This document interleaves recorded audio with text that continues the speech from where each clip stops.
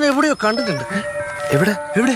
ഈ അടുത്തപ്പോഴാണ്. ഇംഗ്ലീഷിൽ അവർ രണ്ട് വാക്കേ പറയുന്നു. Hi, hello, this is Ashik. You're watching Skylark Pictures Entertainments. About എന്തിനാണ് നിങ്ങൾ എന്നെ തല്ലണത്? നീ പെട്രോളിന്റെ വില കൂട്ടും. അതൊക്കെ അന്ന് ഉള്ള കാര്യങ്ങൾ, അതിനെപ്പറ്റി ഇപ്പോൾ ഇവിടെ ചോദ്യം ചെയ്യേണ്ട കാര്യമില്ല. അതൊക്കെ അന്ന് കഴിഞ്ഞു പോയ സംഭവം, അത് വിടുക. ഇപ്പൊ വേറെ വല്ല